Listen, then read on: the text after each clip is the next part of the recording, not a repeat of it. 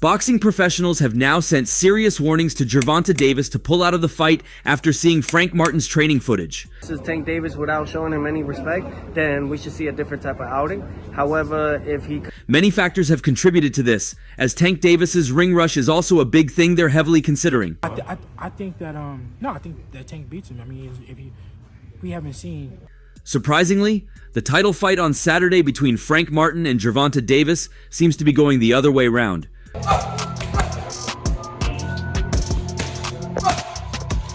Gervonta Davis is the one widely predicted to be the favorite. However, for the first time, many boxing professionals are warning Gervonta Davis against his opponent, who seems more prepared than the Baltimore champion.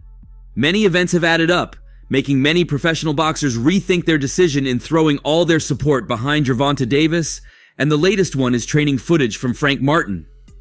Was to come out here, and beat him. I'm ready to take the spot, and I'm here for a reason. I ain't here just to be here. I'm here to take this shit over. And what do you feel like sets you apart? Frank Martin has been the dutiful fighter, doing everything he ought to do ahead of the fight, while Gervonta Davis is the reckless one, who's taken little seriously and is the most inactive of the two fighters.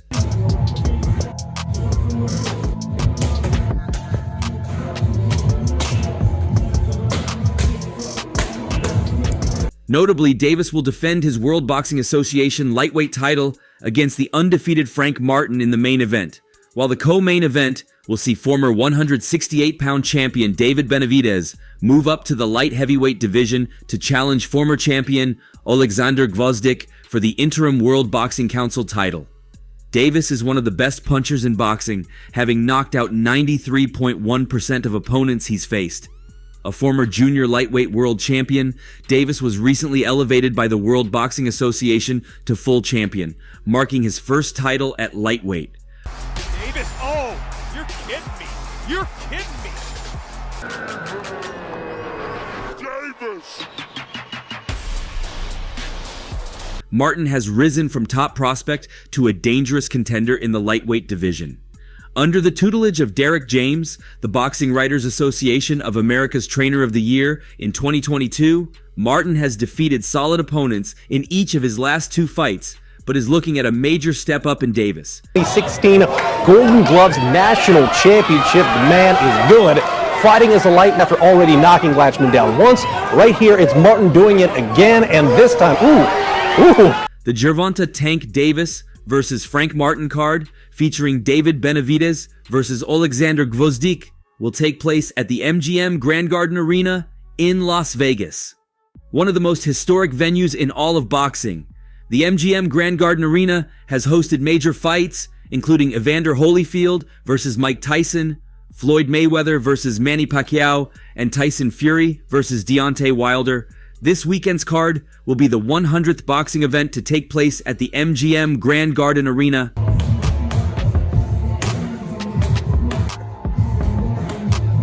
Davis has been a world champion at junior lightweight and now lightweight, knocking out virtually every opponent that's crossed his path.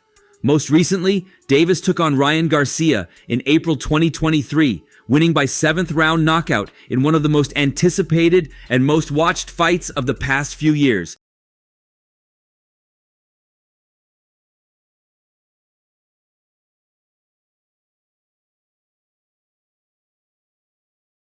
Davis is ranked no 2 at lightweight and no 8 pound for pound by the ring. ESPN ranks him no 2 at lightweight and no 7 pound for pound. Martin is trained by Derek James, who also trained former unified welterweight champion Errol Spence and former undisputed 154-pound champion Jermell Charlo. Survival mode right now is not good enough. Oh, that's why. Light came out on a mission. Coiled up and sting. The sound of that. Frank Martin is 18-0 with 12 wins by knockout. Martin is one of the top contenders at lightweight and will be challenging for his first world title on Saturday. The best win of his career came in December 2022 when he beat fellow undefeated contender Michael Rivera by unanimous decision. Opening up that contest, Joseph George will meet. Another nice shot to the body by Martin. Nice three-punch combination by Martin. Follows it up with three more. He's since fought one time, beating then undefeated Artem Harutyunyan by unanimous decision in a less than stellar fight. He now steps up to face Davis, by far the toughest opponent of his career. Martin is ranked number 5 at lightweight by both The Ring and ESPN. Definitely hurt Yanong. Now Martin goes for the kill and he gets it.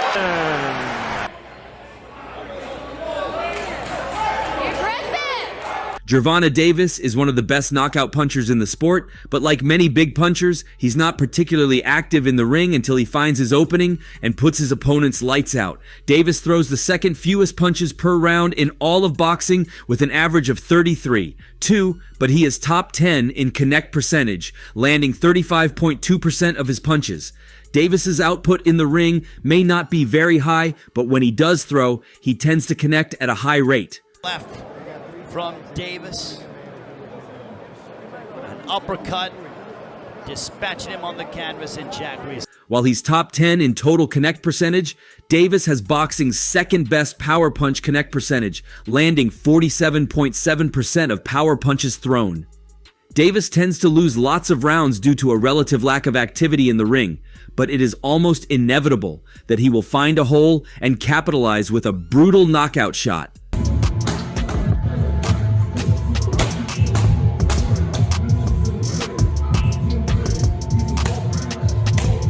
Sadly, many boxing professionals aren't even counting on that anymore, especially after seeing Frank Martin's training footage, where he displayed insane knockout strength and great footwork ahead of the fight.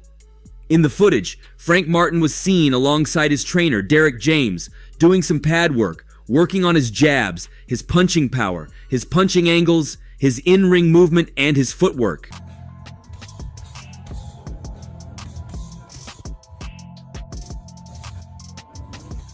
After all of these, the Ghost quickly jumped on the punching bag to further work on his punch power, which made a lot of boxing fans amazed, especially considering the fact that Derek James, who recently trained Ryan Garcia en route to his big win over Devin Haney.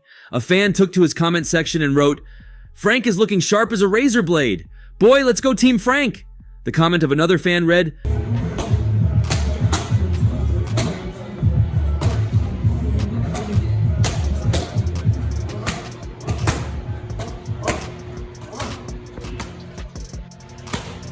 "Smartest fighter Tank is gonna fight, hands down."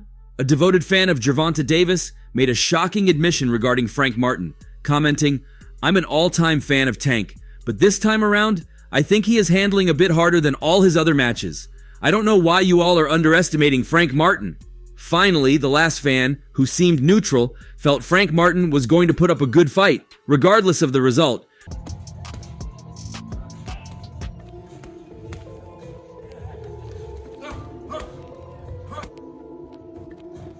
"Win or lose, he's going to put up a good fight. Can't wait for this." These fans, shockingly, were quickly joined by professionals, who responded through interviews and tweets, finally giving Frank Martin a chance over Gervonta Davis.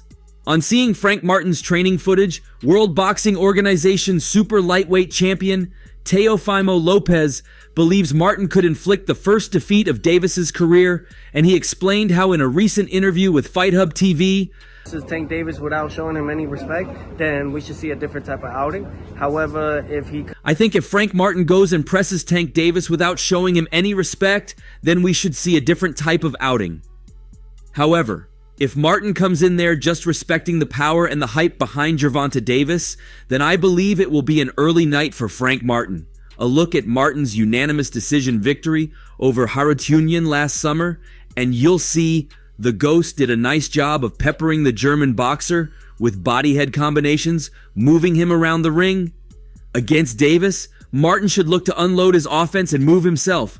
Doing so will allow Martin to garner points and remain out of harm's way. Who again has had all of his fight in this very ring. You know, it's going to help me. And he didn't come in like a rusty fighter. Martin cannot afford to get overzealous and lured in by Tank often. Stepping into the phone booth and trying to exchange with Davis over several sequences could spell the beginning of the end for Martin, courtesy of Davis's generational knockout power. And that goes back to the first key of landing output and resetting. Martin handed the body, and we've seen on tape, nice counter rights.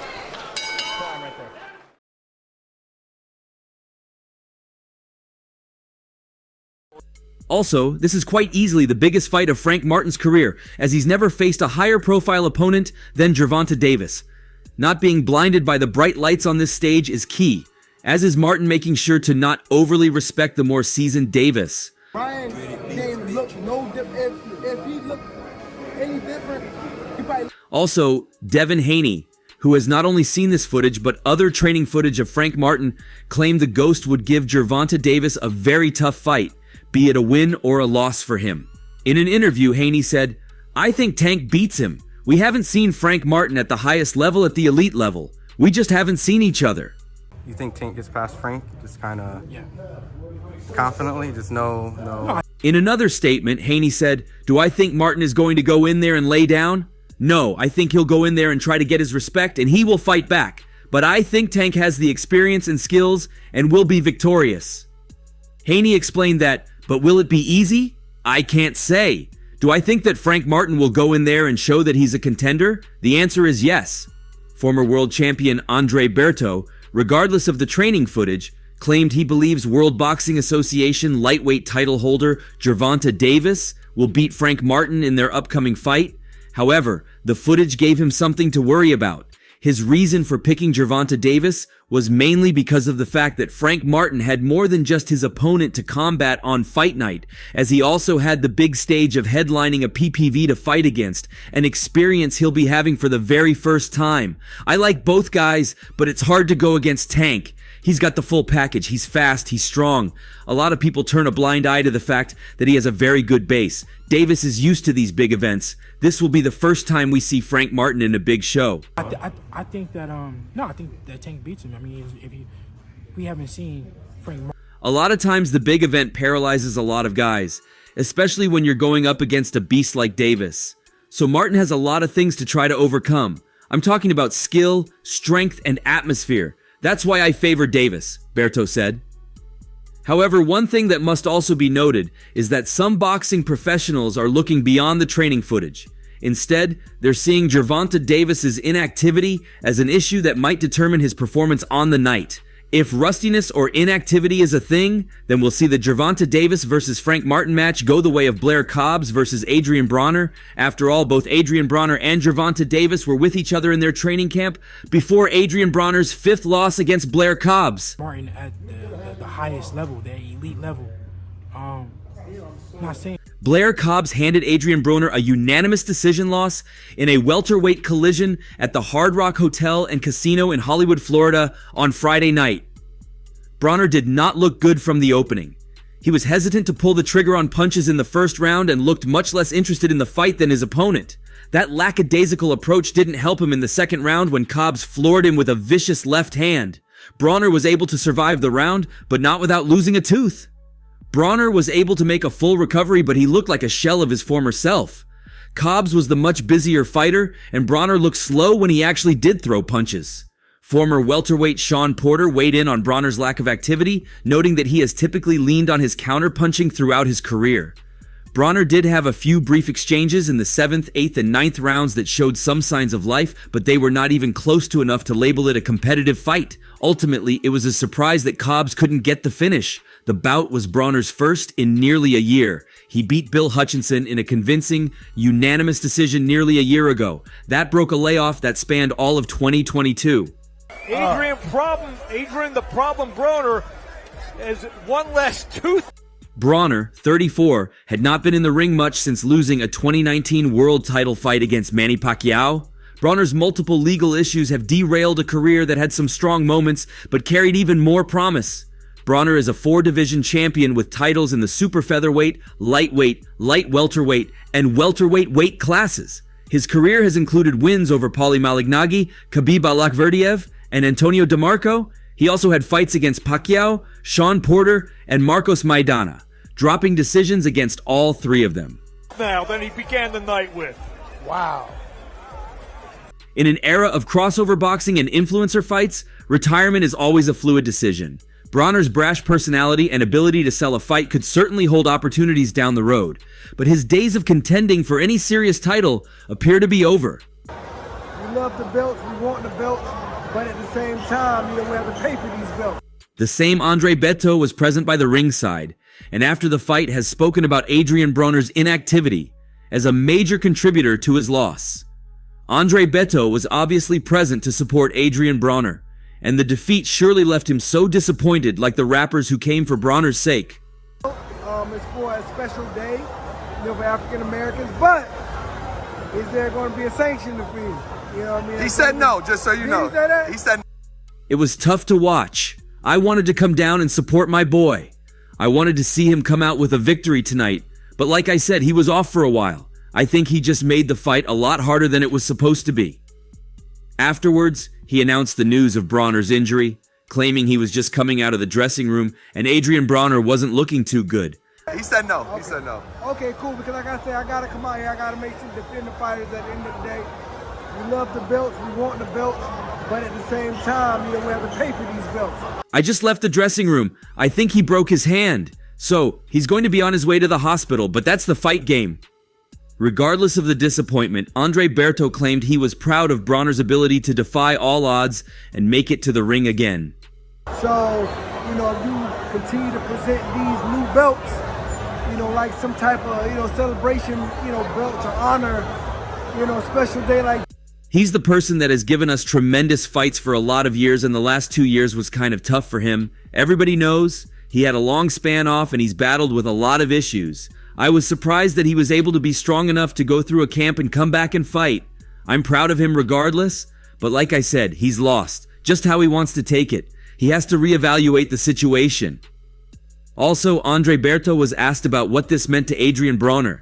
If it was a retirement and the final way the sport of boxing bids him goodbye. Money, but at the same time, a lot of us kids, we come from the inner city. You know what I mean? Like, we need our money. You know what I mean? Yeah. These guys know how to fight. And in here, we're putting on these. Expectedly, Berto didn't commit too much with his statements, claiming that was Adrian Broner's decision to make if he wanted a retirement or not. That's his decision. There's one thing about this fight game. You try to stay around too long, and if you don't take it as seriously as you should, it won't love you back. So, I think he has to sit firm. If he wants to have this fight, he has to be down and get back, train like he needs to, and be as healthy as possible just to come right back, or if he wants to do some stuff around with it, it won't go well enough.